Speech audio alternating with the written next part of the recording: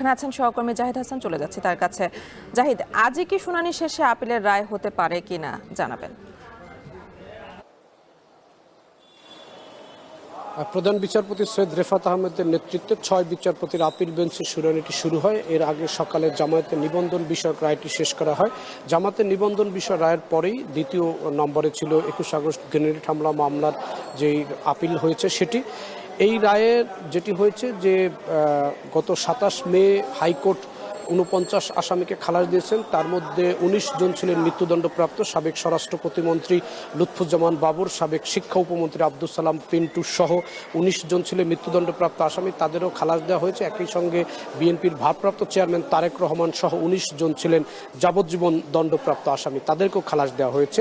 High court এই 21 August grenade হামলা মামলায় খালাসের যুক্তিতে যেটি বলেছেন তার রায়, যে এই রায়টি যে দেয়া হয়েছে এবং বিচার করা হয়েছে যে অভিযোগপত্র আমলে নিয়ে, এবং আসামিদের স্বীকারোক্তি নেওয়া হয়েছে শুধু মুফতি হান্নানের, হরকাতুল জিহাদ নেতা, যিনি রমনার বটমূলের বোমা হামলা মামলা যার বিরুদ্ধে মৃত্যুদণ্ডের রায় হয়েছিল, এবং এই সিলেটের ব্রিটিশ হাই কমিশনার আনোয়ার চৌধুরীর উপরে হামলা মামলার রায়ে তার মৃত্যুদণ্ড কার্যকর করা হয়।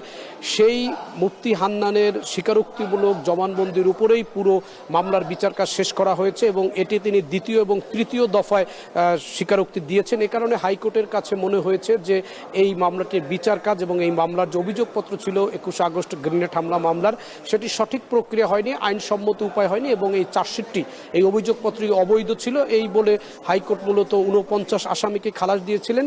সেই খালাসের বিরুদ্ধে রাষ্ট্রপক্ষ আপিল করেছে। এর আগেও 2 কার্যদিবস শুনানি হয়েছে।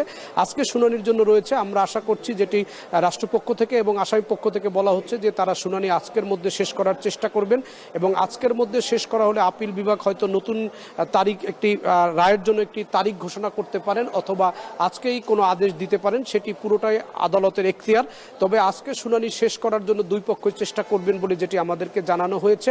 এবং 21 আগস্টে গ্রেনেড হামলার মামলাটি 2004 সালে গুলিস্তানে যে আওয়ামী লীগের কেন্দ্রীয় কার্যালয় 23 বঙ্গবন্ধু অ্যাভিনিউ, সেখানে তৎকালীন বিরোধী দলীয় নেতা শেখ হাসিনার একটি জনসভা চলছিল।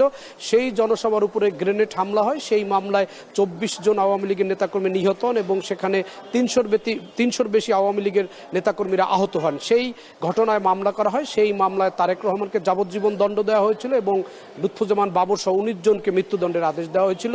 সেটি হাইকোর্ট থেকে খালাস হয়েছে। সেই খালাসের রায়ের বিরুদ্ধে রাষ্ট্রপক্ষের আপিলের শুনানি এখন চলছে। হাইকোর্ট থেকে যুক্ত ছিলেন সহকর্মী জাহিদ হাসান। আরএফএল ওয়াটার পাম্পের অটো থার্মাল টেকনোলজি, যা বেশি হিটে নষ্ট হয় না, শতভাগ